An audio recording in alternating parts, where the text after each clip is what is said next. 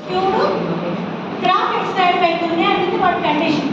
ఇలా అడిగినప్పుడు first of all Karl పిఎస్లో స్క్యూనెస్ గురించి మనకు ఫార్ములా ఉంది. ఏంటి? S cap T is equal to mean minus mode by S. So where mean is x bar, mode is unknown by SD is sigma. SD is nothing but standard deviation. So in case అక్కడ mode కొన్నిసార్లు మనకి possibility ఉంటుంది. More than one number మనకి ఫ్రీక్వెంట్గా అక్కర్ అయినప్పుడు మనం medium చేస్తాం. ఇలా అయిపోయిన తర్వాత మనం SKP రెండు ఫార్ములలో ఏది తీసుకున్నా నో ప్రాబ్లం. సో కట్టిన తర్వాత స్క్యూనెస్ 0 వచ్చింది అంటే అది సిమెట్రికల్గానే ఉంటుంది, but not skew. Okay, so greater than 0 positive వచ్చింది అంటే పాజిటివ్లీ స్క్యూడ్, అదర్వైజ్ ఏం చెప్పచ్చు? రైట్ స్క్యూడ్ అని చెప్పచ్చు. లెస్ దెన్ 0 వచ్చిందంటే negatively skewed, otherwise left skewed అని చెప్పచ్చు. సో ఒక ప్రాబ్లం తీసుకున్నాం. Calculate call Pearson coefficient of skewness for the following data. Some numbers తీసుకున్నాం. నెంబర్స్ ఇచ్చిన తర్వాత మనం మీను మోడు రెండు కట్టడానికి పాసిబిలిటీ ఉంది కాబట్టి ఫస్ట్ ఫార్ములాకి వెళ్ళాం. ఫస్ట్ ఫార్ములాకి వెళ్ళినప్పుడు మీన్ ఫైండ్ అవుట్ చేయాలి. మీన్ ఫైండ్ అవుట్ చేయడానికి so total summation by how many number of day then take in denominator. So sigma mean find out చేయడానికి మనం సిగ్మా xy బై n తీసుకుంటాం. సో తీసుకున్న తర్వాత అన్ని టోటల్ చేసి అక్కడ 10 నెంబర్స్ ఉన్నాయి కాబట్టి బై 10 పెట్టి అక్కడ మీన్ ఫైండ్ అవుట్ చేస్తాం. డే 1 నుంచి స్టార్టింగ్ నుంచి 10th నుంచి వస్తుంది మీనే. ఇక్కడ ఏమి కొంతమంది కావాలి. దెన్ మోడ్కి వెళ్ళండి. మోడ్ అంటే అది అన్గ్రూప్ డేటా కాబట్టి number of times A number రిపీటెడ్గా వచ్చిందో ఫైండ్ అవుట్ చేస్తే సో మనకి 4 అనేది అండ్ 4 3 టైమ్స్ వచ్చింది. సో ఎప్పుడైనా సరే మోడ్ ఫైండ్ అవుట్ చేయాలంటే first of all right in either ascending order or descending order. So maximum ascending order తీసుకుంటాం ఎప్పుడు కూడా. కన్ఫ్యూజ్ అవ్వకండి. మనం 1 to 10 నాకు రాసేది అసెండింగ్ ఆర్డర్ కాబట్టి దాంట్లోకి వెళ్ళిపోయి తీసుకుంటాం. సో 4 3 టైమ్స్ వచ్చింది కాబట్టి మోడ్ని 4 అని తీసేసుకున్నాం. ఇన్ కేస్ 5 6 2 టైమ్స్ వచ్చింది కదా ఇంకొకసారి ఎక్కువ వచ్చింది అనుకోండి, అప్పుడు మీరు మీడియం. ఓకేనా?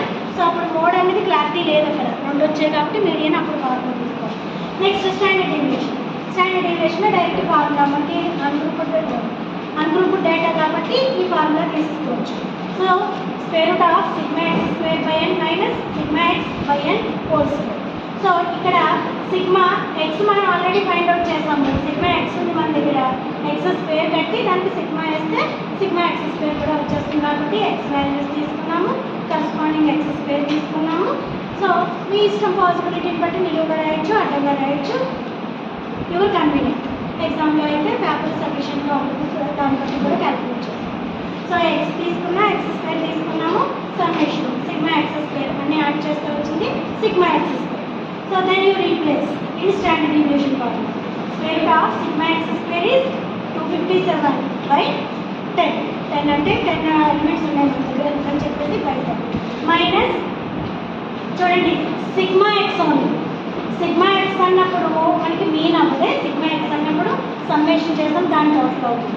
సో మ్యాథ్స్ ఇక్కడ మొత్తానికి ఎక్స్ బార్ హోల్ స్క్వేర్ రాస్తే అప్పుడు మీరు 6.1 రాసుకోవచ్చు. So 61 by number of elements are 10 whole square. Simplify చేసాం. సింప్లిఫై చేశాక మనకు వచ్చిన value square root of 15.4. So sigma remove చేసేస్తే సిగ్మా వాల్యూ ఎంత వచ్చిందంటే 3.936. ఇప్పుడు we are ready for calculate SK of P. So mean ఉంది, మోడ్ ఉంది, ఎస్టీ ఉంది. సో 3 తీసుకొచ్చి మన ఫార్ములా కావాలంటే ఇంకొకసారి రాస్తాం. మన ఫార్ములా ఎస్కే ఆఫ్ పి